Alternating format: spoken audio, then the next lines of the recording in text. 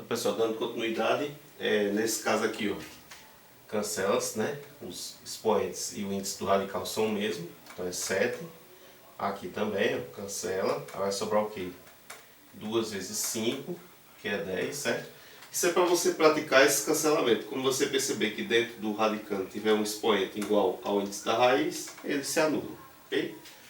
Aqui cancela, ó, que a raiz quadrada não precisa colocar o 2, então quando não tem número, se entende que é 2, sobra 5a elevado a 2.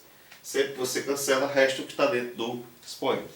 Na questão 4, pedia que você determinasse o valor de x nas igualdades. Então aqui o que ocorre?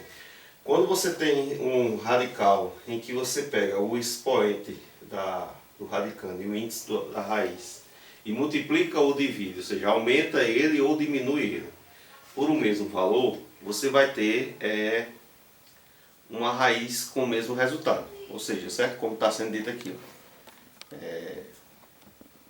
Você tem essa raiz aqui sendo igual a essa. Então, você observa como caiu aqui, ó. O que é que o 8 tem em relação a 4? Ou seja, ele é o dobro de 4, né? Ou seja, o 4 é a metade dele.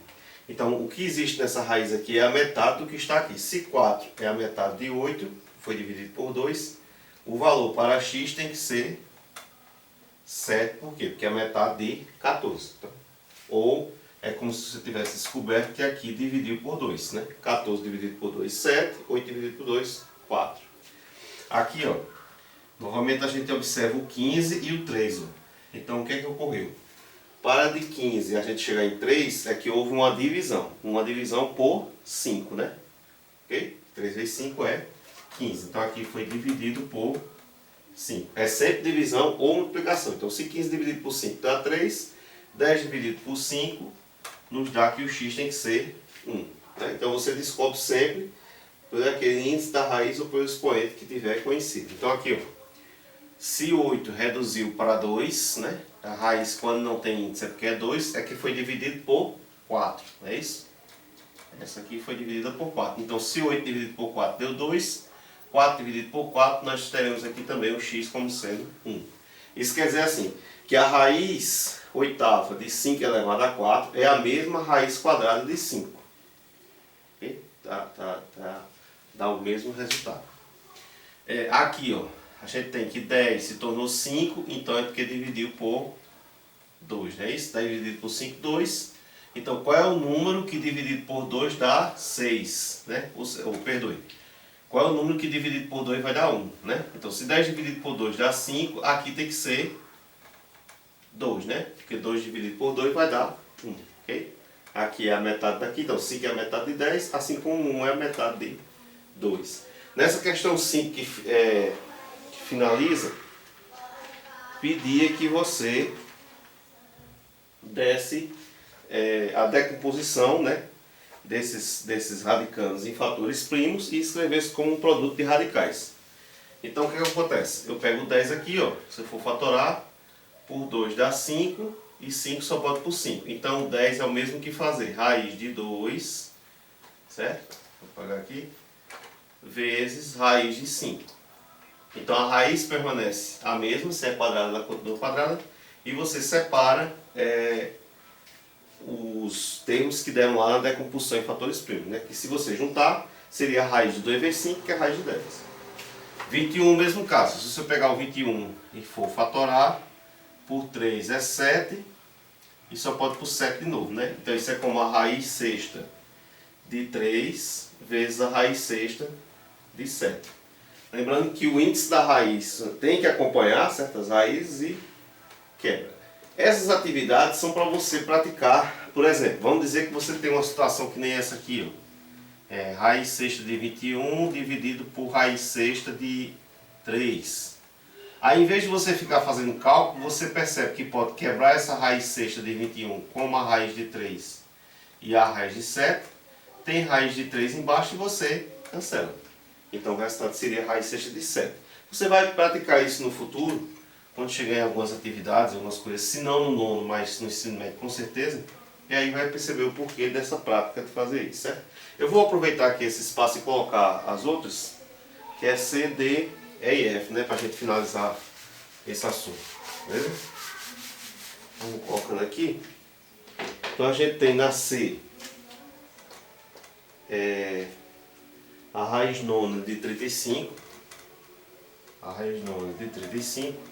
Se você for fazer a divisão de 35, ele só dá certo dividido por 5, que vai dar 7. Então esse aqui vai ser a raiz nona de 5 vezes a raiz nona de 7.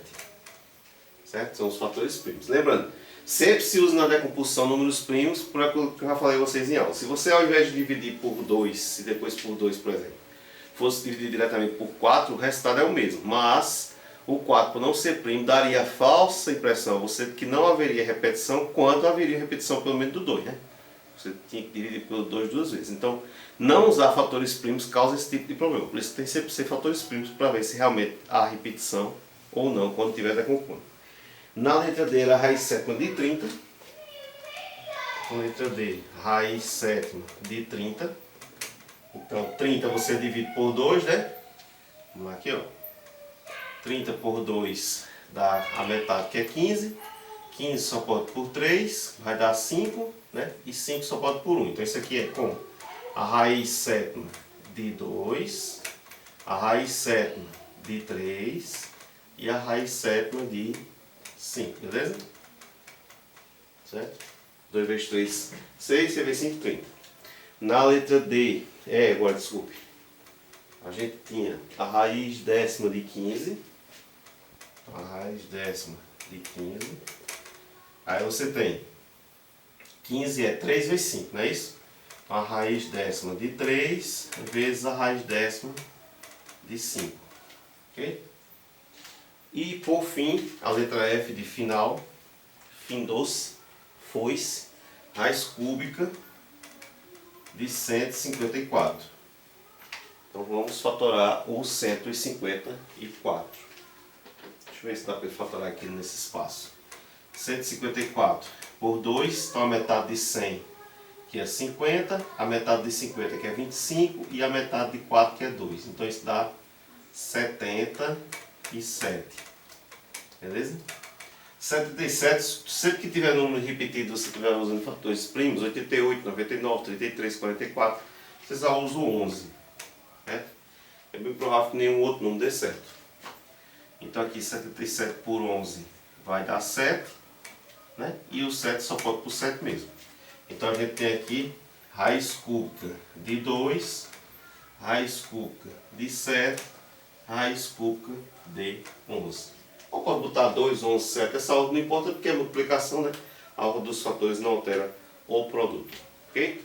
Obrigado aí, paz e bênção a todos, até a próxima.